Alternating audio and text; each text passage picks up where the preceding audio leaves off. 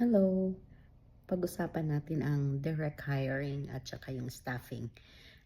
Pag pumunta kasi kayo dito sa Amerika at nag-apply kayo from the Philippines, make sure po na direct hire po ang nakuha ninyo. Kasi pag direct hire, ibig sabihin permanent ang inyong job position. So pag staffing po kasi is minsan kung saan-saan po kayo dinadala ng iyong staffing agency. Pwede kayong 6 weeks lang or like ilang months lang, tas ililipat na naman kayo. Pero sa direct hire, kung ano yung mga benefits na nakukuha ng mga permanent employee sa hospital or agency or any institution na yon, yun ang makukuha ninyo. Katulad ko po, hindi po ako staffing, direct hire po ako.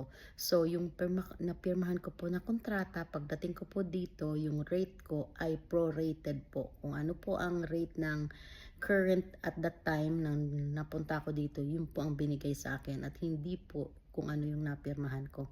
Stay tuned po kayo kung meron pa po akong ibang update. Pero kung meron po kayong tanong, paki-comment down below at subukan ko pong sagutin. Salamat po.